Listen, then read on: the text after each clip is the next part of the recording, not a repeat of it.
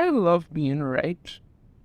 I'm not even going to pretend on that fact. I love being right, especially when I have to be right about some of the nonsense that goes on in Hollywood and these places. I've talked before about how they seem out to purposely emasculate some of these men in these movies, TV series in order to push the women like the greatest thing ever.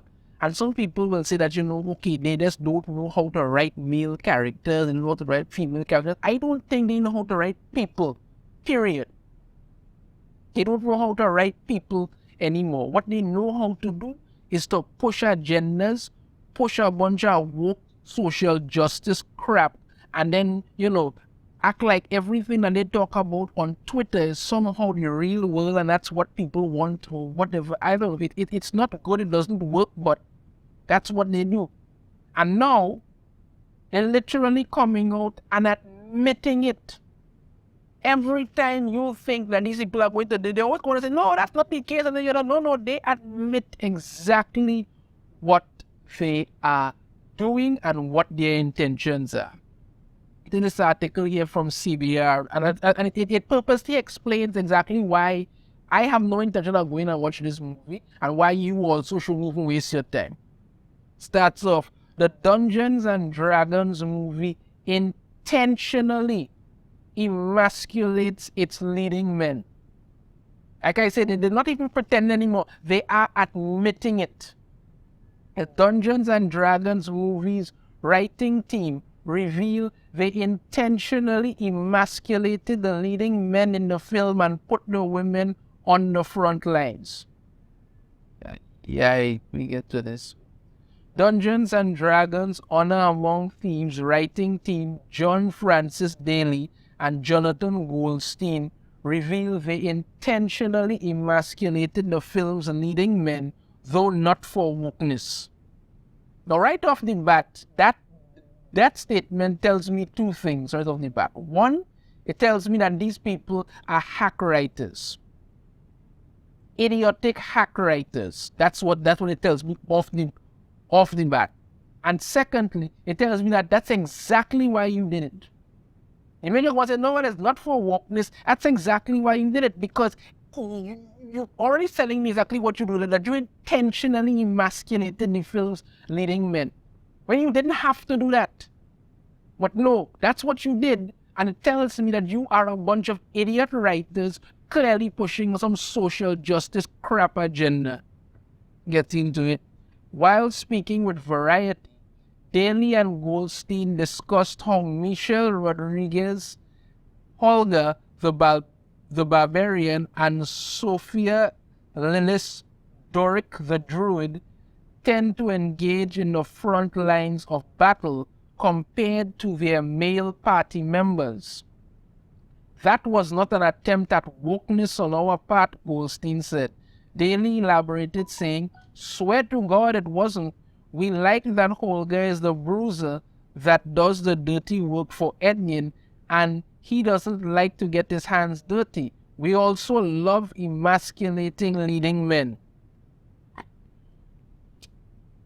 Now, when you read that statement, it says very clearly, we also love emasculating leading men. When you read that statement, it tells you exactly why Hollywood is in the toilet.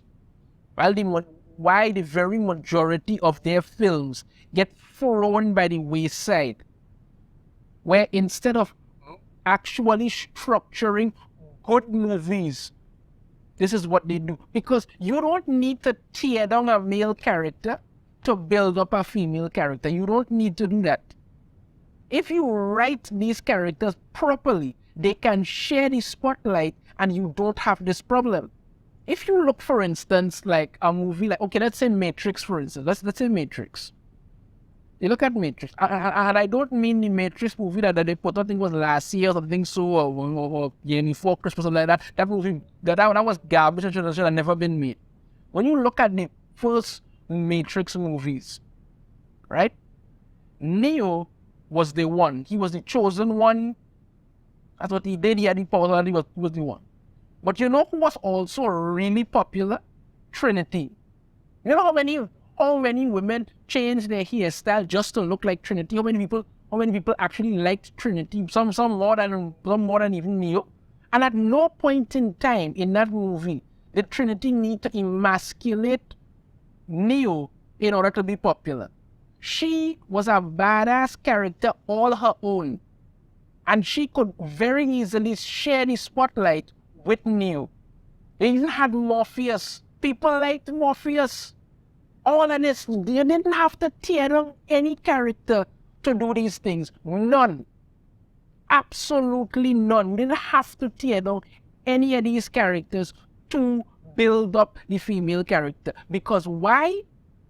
Once you have solid characters written the way they're supposed to be written, flushed out, badass, all of this thing dependent on the movie, they can share the spotlight without needing to emasculate anyone.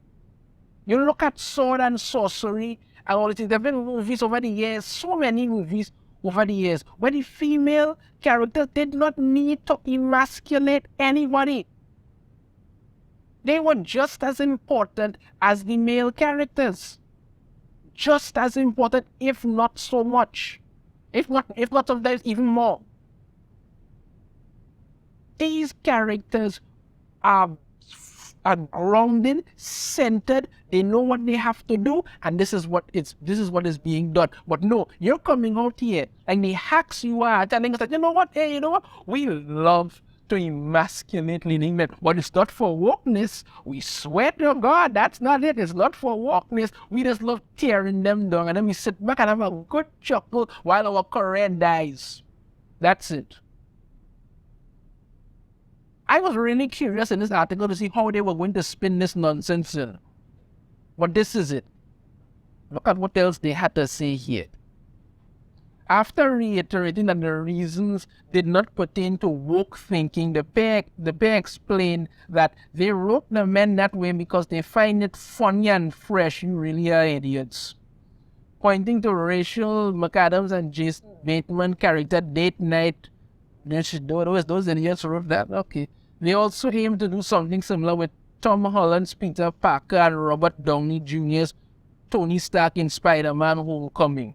We like our male heroes to be challenged and not simply heroic goals in expect.